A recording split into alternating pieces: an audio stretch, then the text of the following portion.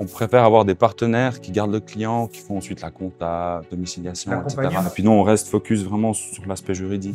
On m'a dit, si t'aimes pas l'école, l'un d'entre eux sera ton futur patron. Je pense que c'est la première graine qui m'a donné envie d'être meilleur que mes camarades, puis ensuite être meilleur dans le domaine de la création de société. En fait, être meilleur dans chaque pas que tu fais. C'est malin si je résume un petit peu. Newco, vous essayez vraiment de mettre à disposition de vos clients tous les avantages et en essayant de supprimer le maximum d'inconvénients en fait. Bonjour les amis, aujourd'hui j'ai l'immense plaisir d'accueillir le fondateur d'une plateforme en ligne pour la création d'entreprise qui s'appelle Newco, que j'utilise de plus en plus pour vous, les clients qui venaient vous faire accompagner par Infinis. Donc j'accueille Chazim, qui est un des cofondateurs de Newco. Enchanté. Enchanté Chazim. Et puis Léonore, qui est la figure et le visage de Newco, puisque c'est lui qui fait un peu les posts, les vidéos, avec lequel j'ai pu échanger le plus souvent, et puis qui s'occupe de toute la partie partenariat. Ouais, c'est juste. Puisque justement, cette plateforme est aussi destinée à des partenaires maintenant depuis pas très longtemps, mais tu l'expliqueras après, pour que les fiduciaires, les bureaux comme le mien, Infinis, et puis d'autres partenaires que tu nous expliqueras beaucoup plus en détail, peuvent justement accompagner via leurs clients par le biais de Newco et puis ainsi créer leur société opérationnelle, immobilière, etc. Donc là, je vais peut-être vous laisser un petit peu vous présenter. On commence par qui? Chazim, Léonore? On commence par Léonore. On laisse l'honneur au plus jeune. Vas-y, Léonore, marche. explique-nous un petit peu ton parcours, dis-nous qui tu es, comment tu es arrivé là, puis comment la rencontre. Puis après, je vais demander la même chose à… Ça marche. Ok. Ok. Merci Albert en tout cas pour l'invitation. Ça fait vraiment plaisir. Donc, moi, j'ai fini la HEG, donc j'ai un parcours plutôt économiste, marketing. J'avais fini la HEG en plein Covid. Donc, j'étais sorti du Covid, il n'y avait pas beaucoup de travail. J'étais tombé dans une agence web parce que j'aimais bien un peu le côté digital. Puis après 2 ans et demi, même pas 2 ans, je crois, j'ai changé.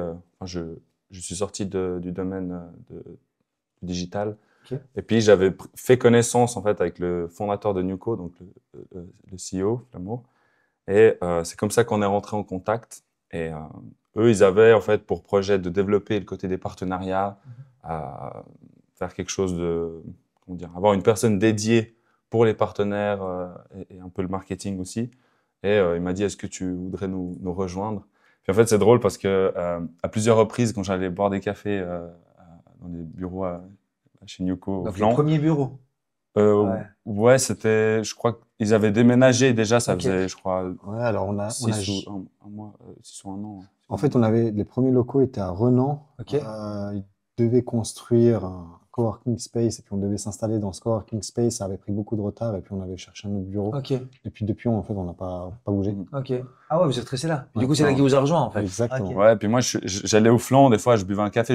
Voilà, on a créé un peu une relation amicale, voilà, quand je passais en ville comme ça. Et je m'étais déjà dit une fois dans ma tête, ce serait trop cool de travailler là avec cette équipe, quoi, parce que l'entente était bonne. Voilà, on est un peu dans les mêmes même âge, même mentalité, même dynamique.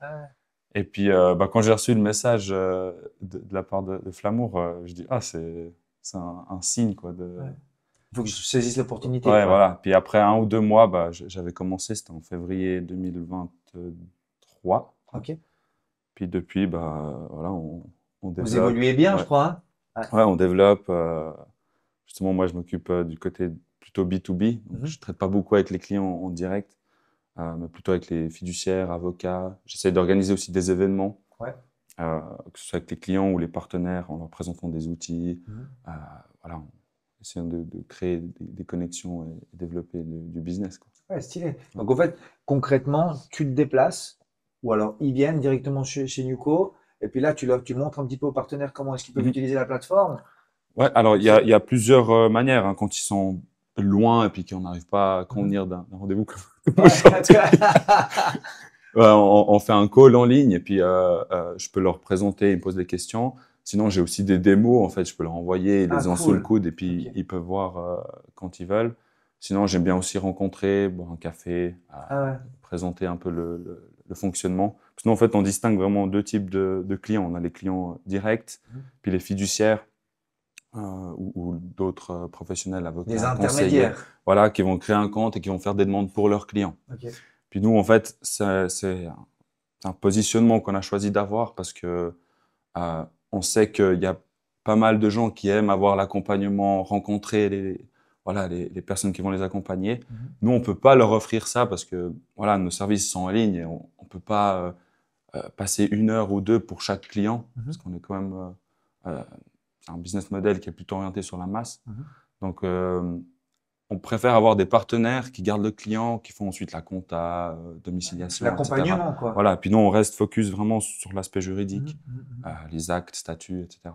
Ouais, Après, c'est eux qui gardent en fait la relation avec leurs clients. Nous, on n'a aucun contact avec leurs clients. Toute la communication, elle se fait entre nous et le partenaire. Ok. Bon, du coup, alors, maintenant, on va te demander ta version à toi. Vas-y, explique-nous un petit peu. Mais nous, par contre, on va te demander. Ouais, il n'y a rien, c'est la même chose, tout pareil. Tout pareil. Maintenant, on va aller un peu plus loin. Raconte-nous comment a démarré cette histoire. T'es arrivé comment dans ce domaine-là? Qu'est-ce qui a fait qu'un jour tu te réveilles et puis tu dis, tiens, je vais être entrepreneur, je vais créer ma boîte, je vais faire ça parce que c'est ce domaine-là qui me plaît. Explique-moi un petit peu. C'est compliqué. Donc, moi, je bossais à l'époque en horlogerie. Ok. Ah ouais. Rien à voir, pour le coup. Flamour, mon frère, donc, est cofondateur. Lui était dans le domaine de la comptabilité. Il s'occupait de la comptabilité des sociétés. Et il a eu pour idée de créer sa propre fiduciaire. Ce qu'il a fait. Et puis, il m'a demandé de le rejoindre, en fait, comme commercial, pour le coup. Ok, d'accord, ok. le rôle de Léonore aujourd'hui. Et moi, j'étais en charge de ramener de nouveaux clients. Okay. Et en fait, c'est lui qui a eu l'idée pour le coup. Donc, il s'est dit, mais comment réussir à avoir beaucoup de clients? Et le seul moyen qu'il a trouvé, c'était d'avoir une solution qui proposait la création de sociétés et de cette façon pouvoir garder les clients dans l'accompagnement. Exactement, pour la comptabilité. Excellent. Et de là, donc Newco est devenu un side project. On s'est dit, on va commencer à développer un MVP, voir est-ce que ça marche, est-ce que ça intéresse les gens. Oui, ça a intéressé. En fait, on était la première solution à proposer la création à 490 francs. Ah ouais. À l'époque. Donc, il y avait la question tarif et la question efficacité. Exactement. Il fallait trouver les deux. C'est ça. Okay. Et au début, l'efficacité, elle était loin d'être optimale. C'était, j'avais rien à voir avec la création de société. Il avait rien à voir avec la création de société.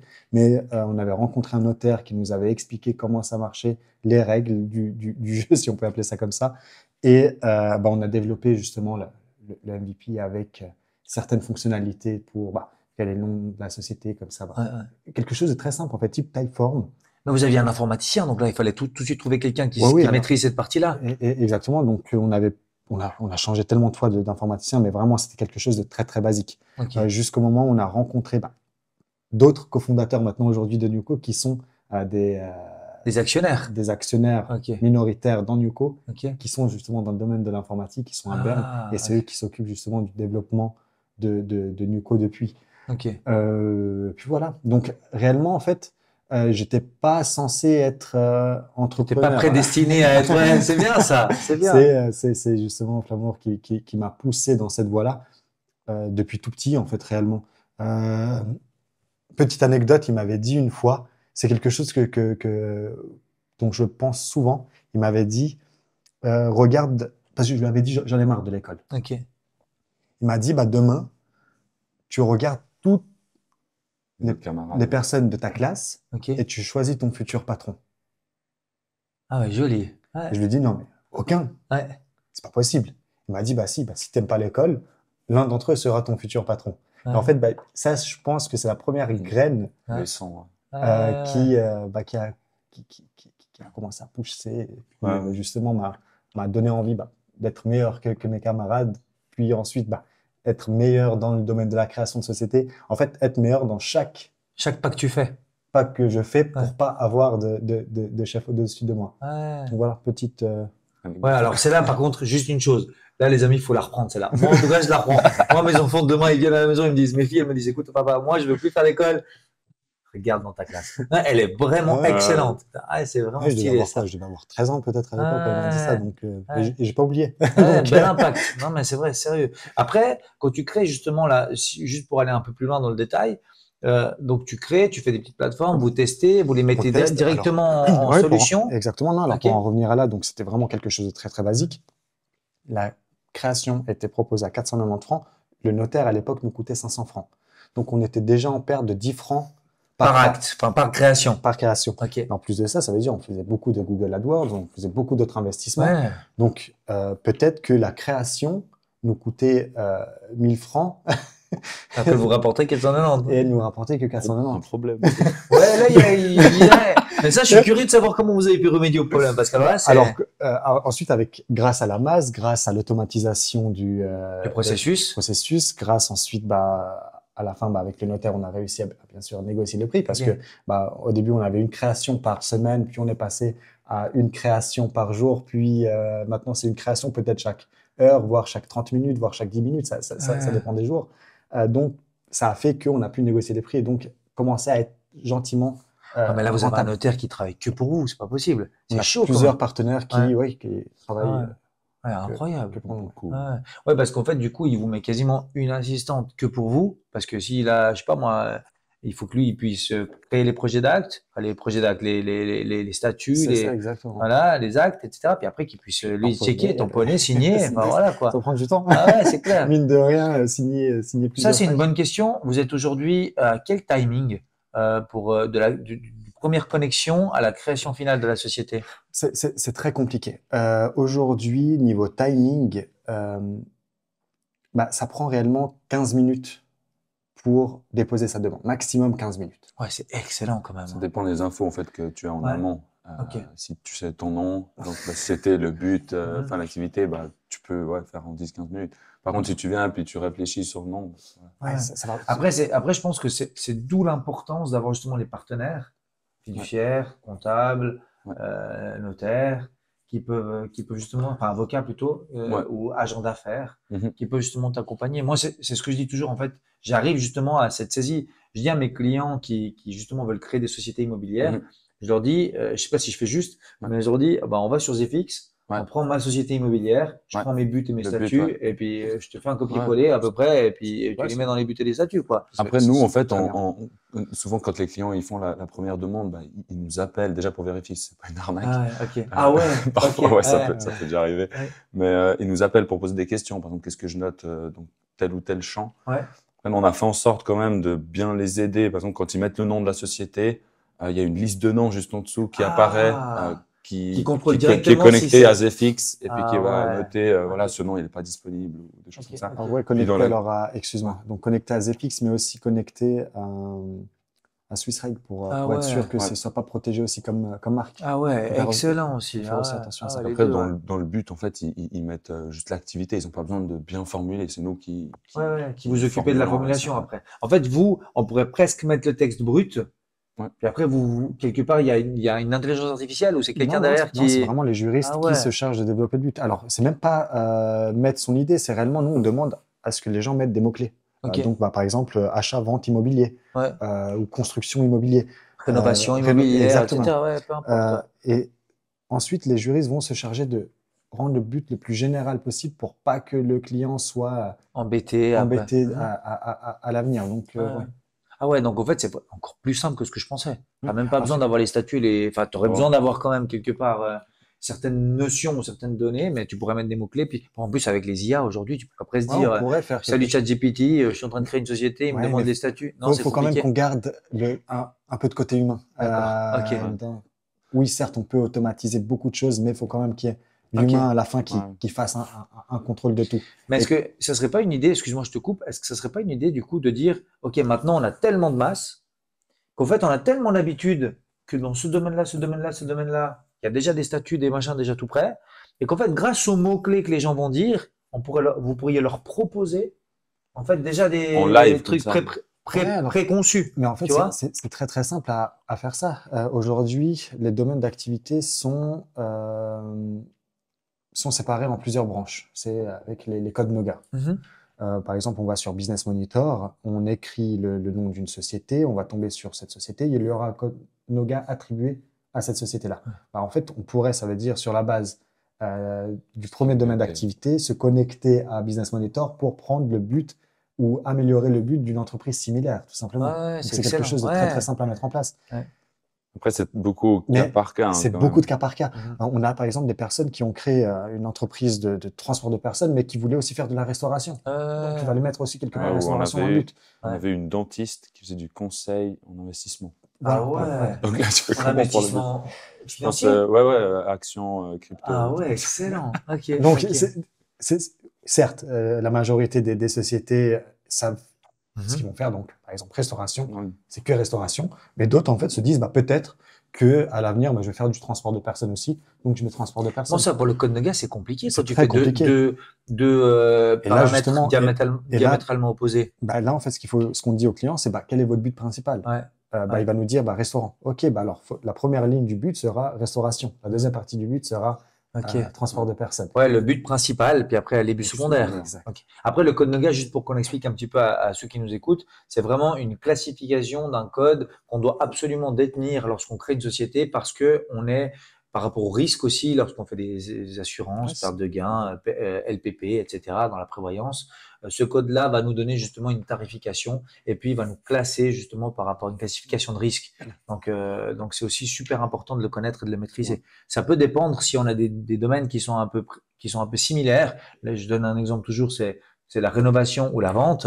On a l'impression que c'est de l'immobilier, mais c'est pas tout à fait quand même les mêmes risques. Donc, c'est aussi important de maîtriser un petit peu ces points-là. Faut faire attention parce que souvent, le code Noga aussi est mal fait. Donc, faut demander la rectification de celui-ci par l'Office fédéral de la statistique. Donc, l'OFS, tout simplement, ça se fait très rapidement, un formulaire en ligne, ça prend 2 minutes. Et en 2 jours, ils font la modification. Donc, c'est très, très rapide. Mais oui, il faut faire aussi attention, une fois que la société est inscrite, que ce soit le bon code Noga qui est repris. Sinon, il y aura des problèmes avec la banque parce que la banque aura enregistré une activité différente que celle qui est indiquée maintenant avec le code Noga. La responsabilité civile qui va dire, non, moi, cette activité, je ne l'assure pas. Donc, ça peut amener à pas mal de problèmes. Donc, c'est pour ça que le but doit quand même être très, très bien rédigé. Mais c'est pour ça aussi que je pense que c'est un paramètre hyper important pour des novices d'être quand même accompagné par des partenaires. Et puis après, vous avez une liste de partenaires, vous, sur votre site, où les clients, par exemple, lorsqu'ils se connectent, ils pourraient dire, tiens, je pourrais passer par lui, ou vous les mettez pas forcément là? Nous, on met en avant nos partenaires, mais c'est plutôt après la procédure de création. C'est déjà arrivé, par contre, qu'un client, par exemple, aille sur notre plateforme, puis ensuite, il contacte sa fiduciaire en lui disant, j'ai trouvé un outil pour créer ma société, mais est-ce que tu peux m'aider? Donc, par contre, on les met pas en avant avant la procédure. Ça faisait du sens plutôt de faire de cette manière. Mais par contre, quand on a des clients qui nous appellent en nous disant j'ai besoin d'une domiciliation, nous, on propose pas ce genre de service et on les met en relation avec nos partenaires. D'accord. Donc là, actuellement, après les investisseurs, etc., aujourd'hui, Newco, ça représente quoi en termes de chiffres? Vous êtes combien dans la structure? Combien d'actes vous faites à peu près 2024, si tu as des chiffres, ou peut-être premier semestre quasiment fini de 2025. Explique-nous un petit peu. Alors, niveau chiffres, donc aujourd'hui, on est 9 collaborateurs, donc en prenant en compte nos bureaux de Lausanne et Lachen, dans le canton de Schwyz. On n'a pas besoin réellement d'être plus, sachant que plus ou moins tout est automatisé, donc ça va très très vite. Par contre, oui, on a besoin de personnes pour toujours répondre au téléphone, pour ce côté humain, en fait, qui est très très important chez nous. Disponible, quoi. Être disponible pour nos clients. Ils ont toujours des questions et puis ils veulent toujours être rassurés qu'il y a quelqu'un derrière qui va vraiment faire le travail. Donc oui, on pourrait même avoir moins réellement d'employés. Et on est obligé de garder des employés, de nous agrandir, avoir plus d'employés pour justement pouvoir répondre juste au téléphone. Mais du coup, toi, Léonore, alors par rapport aux partenaires, l'objectif, c'est quoi? Vous avez ouvert cette branche-là, vous en voulez combien? Si possible, on les veut tous. Ouais, j'allais dire, c'est bien, mais c'est clair, mais c'est un message qui est bien, tu vois, parce que réellement, il y a certainement aussi des partenaires, des fiduciaires avec lesquels moi je travaille, avec lesquels je collabore, des agents d'affaires, des bureaux qui vont nous regarder, des comptables, qui doivent absolument au moins tester une fois cette plateforme, parce que moi je dis vraiment, je suis fan de votre truc, quoi. C'est simple, c'est stylé, mes clients ils adorent, je dirais, tout est facile. Alors nous, en fait, l'équipe Newco, avant que moi j'arrive, avait déjà quand même débuté des démarches pour approcher certains partenaires. Et ensuite, moi, quand je suis arrivé, j'ai mis en place quelques quelques outils, quelques manières de faire. Et on doit être maintenant à un peu plus de 250 partenaires en Suisse. Peut-être du 70-75% en Suisse romande. La Suisse alémanique, c'est un peu plus compliqué parce qu'il faut avoir quand même une personne sur place qui connaît le terrain, qui a son réseau, voilà, pour développer des partenariats. Mais ouais, notre but, c'est d'avoir le plus possible. Après, c'est un peu compliqué parce que les profils de fiduciaires qui créent beaucoup d'entreprises, on pourrait croire que c'est des grandes fiduciaires, etc. Mais en fait, c'est des fiduciaires qui ont entre 1 et 5-6 employés. Parce que c'est eux qui sont plus accessibles.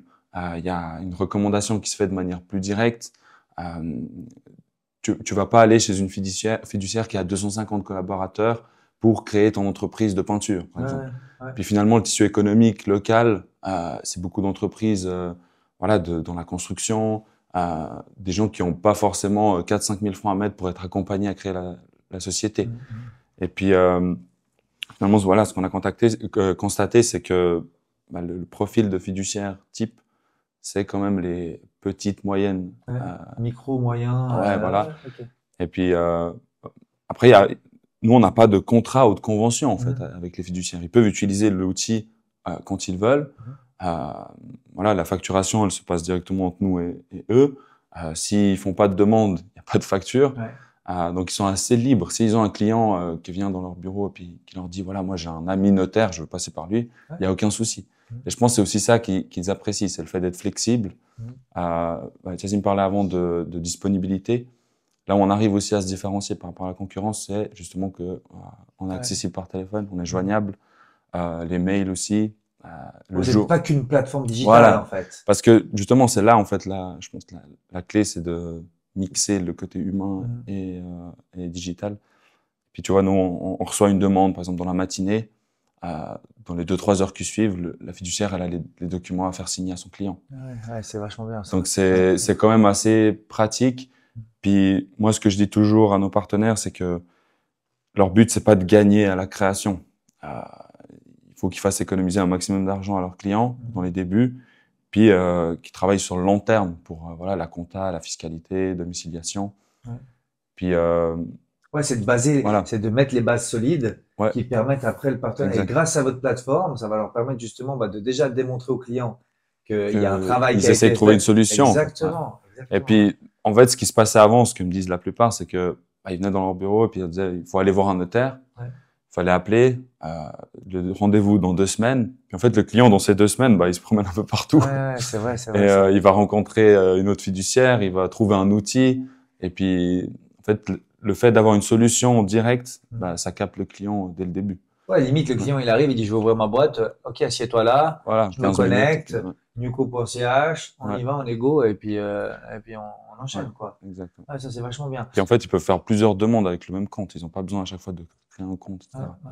En fait, ils ont un dashboard, en fait, où eux, ils ont leur compte de leur fiduciaire chez vous. Et après, derrière, ils ont demande peinture SA. Classé par... Voilà, exactement. OK. C'est bien, c'est vachement bien. Bon, comment tu arrives à développer, en fait, c'est par rapport aux demandes que tu t'adaptes, ou vous avez, je sais pas, un brainstorming tous les 6 mois, où vous dites, OK, maintenant, comment on peut améliorer la plateforme, c'est au fur et à mesure, où vous avez… Non, c'est continu, c'est continu. Peut-être qu'on va recevoir l'appel d'un client qui va nous dire, ah, mais j'ai trouvé que là, c'était un peu compliqué, j'ai pas très bien compris cette partie-là, comment est-ce qu'on pourrait, est-ce que vous pouvez améliorer ça, ou peu importe, on va prendre le message, on va en parler ensuite, la plupart du temps à Flamand, justement, c'est lui qui s'occupe vraiment du développement produit, du développement de la plateforme. Lui, il va juger l'idée, si elle est bonne ou pas bonne. Et s'il trouve que oui, ça a du sens, il va tout de suite en parler aux informaticiens, aux développeurs, pour qu'ils développent tout ça. On a beaucoup de input de la part des juristes aussi, parce que c'est eux qui sont le plus en contact avec les clients, que ce soit par mail ou Chazim aussi intervient aussi pas mal. Mais c'est eux en fait qui nous remontent les retours clients. Puis vu qu'on est dans les mêmes bureaux, au Flan, on est 5. Donc voilà, les échanges ils sont assez rapidement. Puis on n'est pas on est comme a dit avant Chazim, on est un peu dans l'esprit start-up, donc on n'a pas besoin de de remplir des formulaires, de faire du brainstorming avec des post-it et tout ça. Ok. On va droit au but et puis. Ouais, c'est bien ça. C'est bien. Bon, vous vous réunissez quand même un petit peu l'équipe juste pour boire justement. des verres. Ouais, ça c'est bien ça. Je peux lire. C'est marrant en fait. Si on regarde Newco lancement en 2020, on peut il y a des sites, ces web archives où on peut revenir en arrière sur. Ça n'a rien à voir aujourd'hui. Alors qu'on se dit en fait qu'on n'a pas vraiment optimisé le process, mais en fait si, parce qu'il y a eu toujours des petites améliorations au fur et du temps qui se sont pas remarquées. Mais entre 2020 et 2025, mais c'est un monde à un autre. Ouais, oui, bien sûr. Après, en fait, c'est plus compliqué de faire facile. Ouais, c'est vrai ça. Ouais. C'est vrai. Les gens, ils pensent qu'améliorer, c'est toujours ajouter des trucs. Nous, on est plutôt dans l'optique d'enlever. Et après ça, des fois, le fait d'enlever peut faire peur parce que on a toujours. Trop simple. La simplicité fait peur. Les clients nous disaient non mais moi on m'a dit qu'il fallait aller chez un notaire, moi on m'a dit que ça, que ça prenait du temps, qu'il fallait prendre rendez-vous. Pourquoi je vous vois pas? J'ai rempli ma demande. Est-ce que vous êtes sûr que c'est tout?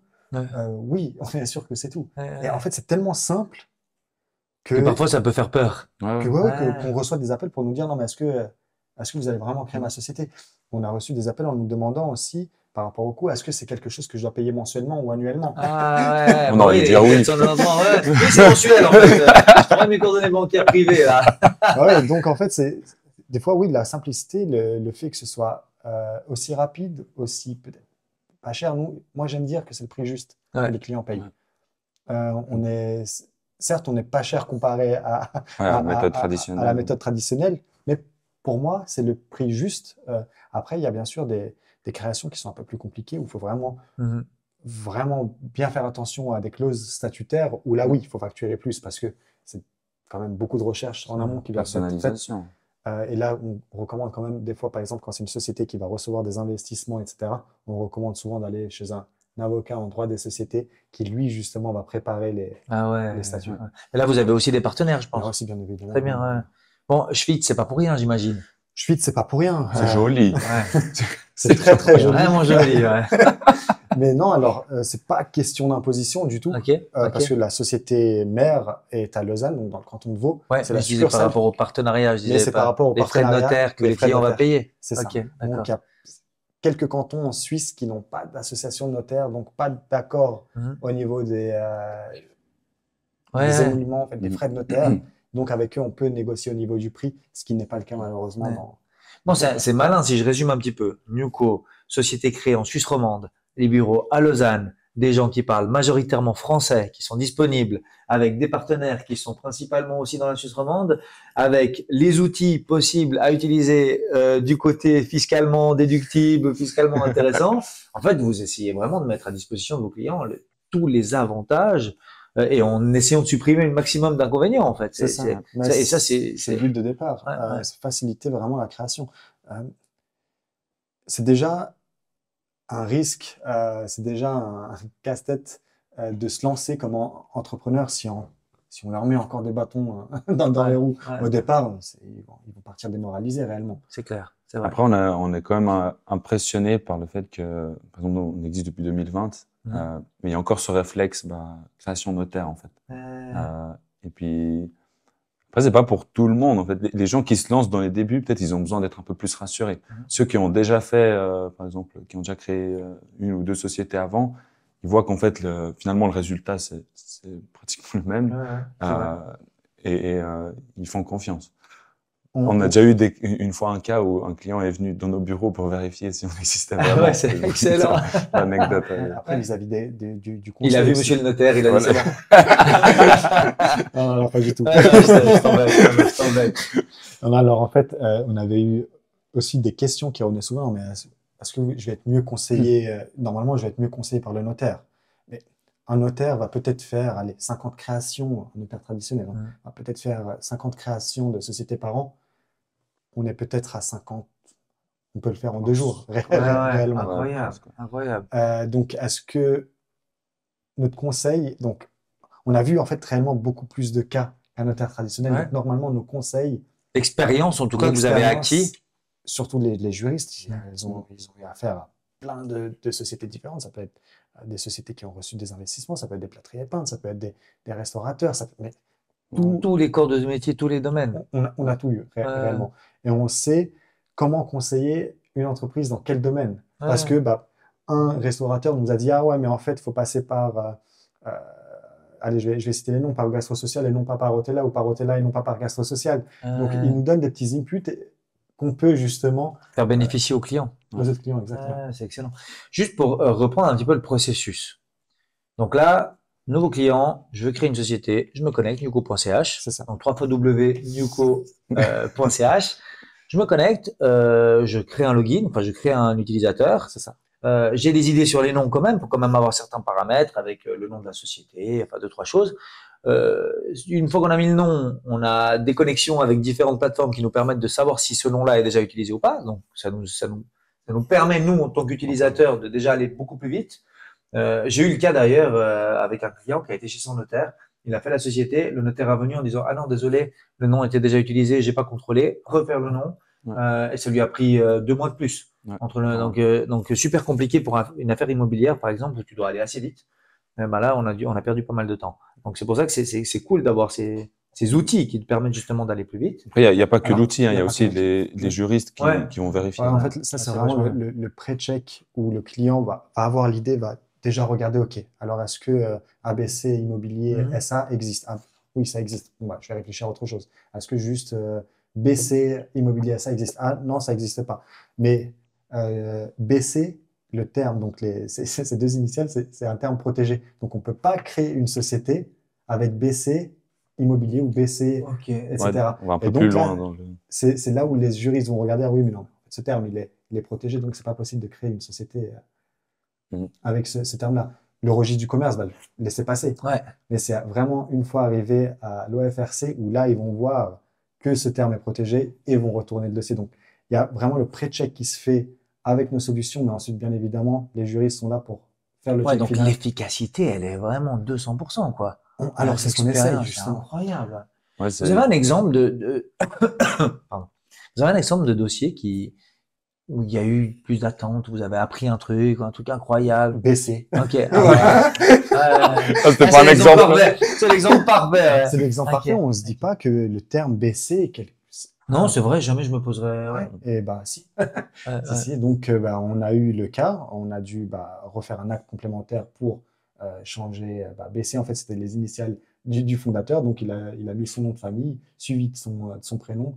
Immobilier, pour le coup, c'était vraiment une société immobilière SARL. Ok, bon, cool, c'est bon à savoir quand c'est comme ça. Donc, pour revenir, donc le processus, tu le connectes, tu fais le nom, hop, t'envoies. Le compte de consignation qui est fait chez le notaire, comment ça se passe? Le client doit trouver sa banque? Vous avez des banques partenaires? Donc on est en discussion avec certains partenaires bancaires, c'est pas encore fixé, mais du coup quand le client arrive dans l'étape de la banque, il doit nous indiquer s'il a déjà fait les procédures ou pas. Nous on leur recommande toujours de faire la demande d'abord chez nous avant d'aller à la banque, notamment pour la question du nom, parce que nous on va contrôler si le nom est disponible. La banque va pas forcément faire cette recherche-là. Et pour éviter l'effet ping-pong, donc où le client va aller à la banque, mettre un nom, il vient chez nous, on va dire ça joue pas. Il faut retourner à la banque pour faire les modifications. Là, ils peuvent mettre non, je n'ai pas de compte de consignation. Et nous, en fait, quand on va recevoir tous les documents signés du client, le dossier va être en suspens parce qu'on va être dans l'attente de l'attestation. Voilà. Et dès qu'on a l'attestation originale avec les documents signés, le notaire va instrumenter acte statut. Il envoie au registre du commerce. Et puis, dès que la société est inscrite, en fait, l'argent est débloqué et disponible pour l'activité. Voilà, ça, j'aimerais quand même faire une petite parenthèse, important pour toutes les personnes. En fait, quand vous créez une société, la première chose à faire, c'est d'avoir un compte de consignation. L'avantage avec Newco, c'est qu'avant d'ouvrir ce compte de consignation, avant de déposer le capital, 20 000 pour une SARL, 100 000 pour une SA, mais qui peut être libéré qu'à 50%, donc avec 50 000 francs, allez sur Newco, faites tout le processus quand il y a la question de la banque partenaire, s'il y a déjà le compte de consignation, vous mettez non, tout simplement. Comme ça, une fois que vous avez validé le processus final et que vous avez vraiment le OK de dire OK, maintenant vous pouvez aller à la banque, avec le nom, avec tout ce que vous avez fait, tous les documents, etc. que vous avez fait sur Newco, vous trouvez la banque qui va bientôt être disponible par Newco, on espère, on verra avec quelle banque vous allez travailler, mais vous allez dans votre banque privée, ça peut être la Raiffeisen, l'UBS, la Banque Cantonale du Valais, Banque Cantonale Vaudoise, etc. Vous demandez d'ouvrir un compte de consignation avec le statut SARL ou SA. C'est ça. Vous versez cet argent-là. Il vous délivre, une fois que c'est versé, une attestation de consignation. Et cette attestation, on la scanne, on la met dans vous l'envoyez en original. On a besoin en original. Voilà. Puis en fait, c'est pour ça que la banque, elle va demander auprès de quel notaire vous avez fait la demande. Voilà. Puis là, le client, il va dire, voilà, c'est Newco. Voilà. Il va transmettre l'adresse à laquelle ils doivent nous envoyer l'attestation. Puis c'est comme ça que ça se fait, en fait. Parce que la banque va demander, est-ce que vous avez commencé les démarches auprès du notaire? Ouais. Puis là, il faut c'est qu'ils disent excellent. oui. Mais comme ça, au moins, on a le processus quasiment complet. Ouais. C'est important aussi pour les gens qui… Non, alors c'est le processus complet. Ensuite, vraiment, la dernière étape, c'est quoi? C'est une fois qu'on a les documents signés, qu'on a l'attestation de paiement du capital, le notaire va pouvoir préparer les statuts, l'acte constitutif et envoyer le dossier au registre du commerce ensuite. Ça dépend du registre du commerce. Ça peut prendre une semaine, comme ça peut prendre 3 semaines, en fonction aussi de la période à laquelle on dépose la demande. Donc, en janvier, ça prend beaucoup plus de temps que si on envoie le dossier en juin. En juillet, ça prend plus de temps aussi parce que c'est les vacances, donc il y a moins de personnel. Donc. Après, en tout cas, nous, de notre côté, c'est pour ça que quand on nous pose la question par rapport au temps que ça prend, de notre côté, on est capable d'envoyer les documents. On dit 24 heures, mais c'est souvent le jour même. Les documents le jour même. Après, la balle, elle est dans le compte du client. Donc, c'est à lui de signer, faire les procédures, légaliser sa signature. C'est notamment ça qui permet d'éviter le déplacement chez le notaire ou chez du commerce. Donc, on a créé une plateforme qui s'appelle Ensign, ensign.ch. Puis ça, en fait, ça permet le client doit à un certain moment se filmer en signant, etc. Ah, excellent. Alors ça, je savais pas. Alors, explique un peu plus ça. Donc, ça veut dire que quand il est dans le processus, au moment de la légalisation de la signature, lui, il va faire la procédure, il va compléter le formulaire. Nous, on va recevoir cette demande, on va lui renvoyer les documents. À signer. Voilà. Et puis, dans ces documents-là, il y a en page, je sais plus, 2, 3, une explication de comment faire la légalisation de signature. Puis il reçoit en fait un numéro de demande avec un code qui est rattaché justement à cette création-là. Il doit aller sur ensign.ch. C'est une application. Voilà. C'est une web app en fait. C'est un site. Il doit mettre le numéro de demande et le code qui sont rattachés à la demande. Puis là, il suit les étapes. Il y a 3 étapes. Il doit prendre en photo la pièce d'identité recto verso. Il se prend en selfie avec la pièce d'identité. Et il doit se filmer en train de signer la réquisition. Excellent. Puis ça, pour le moment, on est les seuls à proposer ce genre de solution. C'est dans le futur. Puis là, en fait, ça lui évite. Le notaire, il reçoit ensuite, ça, c'est rattaché à la demande en question. Puis lui, il a accès à la vidéo, aux photos. Puis il valide que c'est bien cette personne qui a signé. Il vérifie bien évidemment si sur la réquisition, c'est bien la même signature. Même endroit, etc. pour être sûr. Exactement, Et puis ça, c'est accepté par tous les RG du commerce, en fait. Et justement, ça évite de se déplacer. Puis donc, le client, il doit faire ces étapes-là. Donc, comme je disais avant, la balle est dans son camp. Nous, dès qu'on reçoit les documents originaux et l'attestation de la banque, dans les 24-48 heures, c'est envoyé au registre du commerce. Après, c'est au registre du commerce de statuer et de faire de publier. Ok, excellent. Bon, du coup, on a vraiment vu tout le processus. J'aimerais juste aborder un dernier point avec vous, c'est le statut de holding. C'est un peu un mythe. Les gens, je sais pas comment vous le ressentez un petit peu de votre côté, mais les gens disent toujours, ouais, mais une holding, ouais, mais c'est compliqué, ouais, mais si. Faut pas oublier une chose. La holding, ça reste une société. Souvent une SA quand même, ça doit être une SA, parce qu'avec les actions qu'il doit détenir, c'est la société mère qui détient après les sociétés filles, qui peuvent être après des SARL, etc. Mais concrètement, dans le processus, c'est juste une étape supplémentaire parce qu'on doit créer la holding, la SA, avec le même capital, une fois qu'il a été fait, finalisé, publié au registre du commerce, on peut libérer ce capital, puis faire avec ce même capital la SARL ou les SARL qui seraient dessous. Mais concrètement, ça aussi, vous accompagnez pour la holding, pour la création. La holding, réellement, en fait, c'est le but qui change. C'est pas des statuts particuliers, c'est vraiment le but à l'article 3, à l'article 3, je crois, des statuts, où on met la société a pour but de devenir d'autres sociétés. L'administration, etc., d'autres sociétés.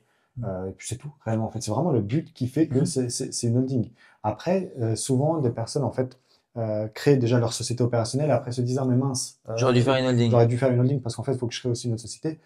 Ils font en fait la marche arrière. Ça veut dire qu'ils apportent les parts sociales de leur, ou les actions de leur SA ou SARL pour constituer la holding. Une marche arrière. Là, certes, le coût est un peu supérieur parce qu'il faut faire appel à un réviseur qui doit confirmer que le capital social ou le capital action est toujours présent pour pouvoir apporter les actions. Mais sinon, ouais, ça peut se faire aussi dans l'autre sens, donc pas d'inquiétude à Ouais, avoir. c'est bien, mais c'est important parce que j'aime bien démystifier un peu certaines choses. Tu sais, il y a toujours les bruits de couloir. Moi, je dis toujours, faites attention avec les bruits de couloir parce que en fait, c'est beaucoup plus simple que ce qu'on croirait. Et c'est important d'avoir justement une plateforme comme la vôtre qui peut aussi nous aider à simplifier tout ça, quoi. Ouais, mais juste le terme holding, en fait, ça Oui, fait ça gros fait- truc. C'est vrai, c'est vrai. Même à l'école, quand on parlait d'holding, c'est, voilà, il faut que ce soit 20 millions minimum. Mais en fait, pas Ouais. du tout. Oui, mais c'est vrai que quand on était plus jeune, on a l'impression que en fait, déjà avoir une société, Ouais. c'était déjà un truc de ouf. Tu disais, putain, le mec, il a une société, waouh, trop incroyable, il a combien d'employés, waouh, 2, waouh, mec, combien incroyable. Tu Il y a vois, 2 personnes qui bossent pour mais lui. tu vois, mais c'est vrai. Tu dis, alors après, il faut dire ce qui est vrai. C'est quand même incroyable. Ouais, bien sûr, oui, oui. Faut oser le faire. Mais dans le concept global, moi, ce que j'apprécie, c'est qu'en fait, c'était aussi incroyable parce que ça avait l'air compliqué. Et ça l'était quelque part aussi. Ouais. Fallait aller voir un notaire. Un notaire, tu vas pas le voir pour rien. Enfin, tu vois, ça te coûte. Tu sais que tu passes la porte du notaire ou de l'avocat. En général, c'est 250 balles l'heure, quoi, minimum, voire même beaucoup plus. Enfin, tu vois, tu dis tous ces paramètres. Et en fait, aujourd'hui, vous arrivez avec une plateforme digitale, un branding de fou, parce que franchement, le logo et tout, c'est super cool. Un dynamisme. Bah, ça, en fait, c'est intéressant. Et juste, je vais revenir. Juste le fait de Nyoko.ch, en fait, toujours l'idée de vraiment, c'est lui qui a justement, c'est quoi? C'est les intuitions, enfin, les visions. Ouais, vous voyez en fait que vraiment que ça devait s'appeler Nyoko. Pourquoi? Parce que New Company, donc ça a beaucoup de sens. Par exemple, pour prendre l'exemple de Facebook, Mark Zuckerberg avait l'idée de Facebook, donc c'était The Facebook, mais avant qu'il ait le nom The Facebook, c'était écrit Nyoko parce que l'idée naît souvent bien avant. Même les fiduciaires, en fait, quand ils ont des dossiers pour la création de société, ils les nomment Nyoko. Donc la raison sociale excellent, ouais. Le nom de domaine Nyoko.ch a beaucoup de sens. Et puis ensuite, le fait d'avoir Nyoko.ch, ça a pris beaucoup de temps aussi. Donc, vous avez dû l'acheter. On a dû l'acheter, on a eu beaucoup de chance à l'achat. C'était détenu par une société immobilière qui a été rachetée par une autre société immobilière et ils ont oublié de renouveler ce domaine. Et c'est là où Fernand aura vu que c'était disponible. Il fallait le prendre direct. Il a sauté sur l'occasion. C'était son 198e. Dans le domaine, le 198e. Le 198e. Ouais, c'est vrai, mais mine de rien, quand tu parles dans ces créations-là, en fait, t'as l'impression que t'as une vision, un truc de fou. Et puis après, tu laisses le nom de domaine ici. Et tout d'un coup, ça devient quelque chose, ça devient une idée. Une idée devient un projet devient une entreprise devient, voilà, c'est incroyable. Faire attention aussi, en fait, parce qu'on a très souvent beaucoup d'idées. Quand on se lance en fait comme entrepreneur, on a notre business principal, on va dire la création de société, et puis on voit qu'un client peut-être va nous proposer, ouais mais vous faites la domiciliation. Faut pas toujours tomber dans le piège de trop s'éparpiller, parce qu'on aurait pu proposer la domiciliation. Oui, ça aurait été même quelque part une branche logique. Une branche logique, bien évidemment, mais on aurait dû peut-être embaucher une personne ensuite qui devrait s'occuper du courrier pour le transférer. Il y aurait peut-être eu des erreurs. C'est quelque chose qui prend du temps. Ensuite, des appels des clients qui vont dire, ouais, mais est-ce que vous avez bien reçu ce courrier? Non, on l'a pas reçu. Non, mais on m'a dit qu'on me l'a envoyé. En fait, ça peut amener à beaucoup de problèmes. Et dans un premier lieu, on peut se dire, ah, mais en fait, c'est une bonne idée parce que ça peut nous aider à nous développer, ça peut nous aider à nous faire un peu plus d'argent. Réellement, en fait, est-ce que ça va nous développer ou plutôt ça va nous stopper? Parce qu'on va s'éparpiller. Ça peut être contre-productif aussi. Ça peut être complètement contre-productif. En fait, après, là, tu rentres pas dans l'optique de la collaboration avec des partenaires aussi. Exactement. Parce que typiquement, nous, on préfère recommander un partenaire qui va domicilier la société de notre client. Parce que lui, il va faire des demandes auprès de notre plateforme. En fait, on est restreint, voilà, on fait aussi les modifications, donc changement d'adresse, de but, de nom. On fait aussi des créations avec apport en nature, donc collaborer avec un réviseur pour si le client va apporter une voiture, etc. On a d'autres services en plus de la création, liquidation aussi malheureusement. Mais pour tout ce qui est annexe, on préfère recommander nos partenaires parce qu'on joue le jeu plutôt que de dire on va essayer de tout faire et puis à la fin de rien faire. Mais c'est vrai que c'est important de connaître sa zone de génie. La zone de génie, quand on crée une société, il faut savoir où on est bon. Moi, souvent, j'ai fait aussi des tests, j'ai voulu développer une partie assurance. C'est pas du tout ma zone de génie, mais je me rends compte que c'est extrêmement difficile. Et de perdre de l'énergie dans des zones qui sont moins confortables pour toi, des fois tu délaisses un petit peu ta zone de génie dans laquelle tu es le plus doué, etc. Donc je comprends. C'est vraiment un beau message pour les futurs entrepreneurs qui nous écoutent. Encore une fois, on a eu, justement, je dis ça parce qu'on a eu des clients, partenaires qui se sont trop éparpillés, qui ont eu plusieurs idées. À la fin, ils ont délaissé leur business principal et ça a fini par ne plus marcher. Ensuite, ça a imputé, vu qu'ils étaient démoralisés par rapport à ce projet qui ne marche plus, ça a fait en sorte que leur deuxième projet ne marche plus, puis leur troisième projet. Et il faut vraiment faire attention en fait à se focaliser sur le projet principal.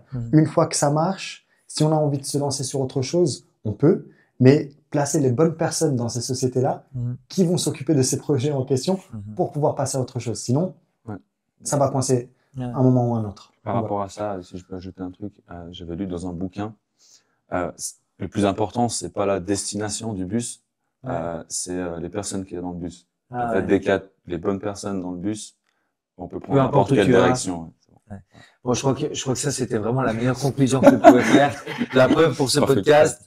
Moi, en tout cas, j'ai pris vraiment de plaisir, les gars. Merci beaucoup. Merci Léonard. Merci beaucoup, Tazim. C'était vraiment la classe. Encore une fois, je recommande le www.newco.ch. Mes clients en bénéficient déjà et j'essaie toujours de leur donner justement ce site internet-là pour qu'ils puissent, cette plateforme, pour qu'ils puissent créer leur société dans les sociétés immobilières et dans d'autres sociétés aussi. Vous pouvez faire tout type de société. Vous êtes aussi disponible en live, par téléphone ou même en personne. Et puis les partenaires qui nous écoutent, les fiduciaires, les agents d'affaires, les avocats, n'hésitez vraiment pas. Je crois qu'ils sont hyper dispo et puis ouverts à venir un petit peu plus en Valais parce que je crois que vous êtes plutôt par là-bas. Donc non, on crée des sociétés partout en Suisse, sauf malheureusement le Tessin, on n'a pas d'employé qui parle italien, donc on ne peut pas proposer les créations. Pas encore. Pas encore. Peut-être qu'il y a un Italien. En tout cas, merci beaucoup les gars. C'était un plaisir de vous recevoir et puis bonne chance pour la suite. Merci. Merci les gars.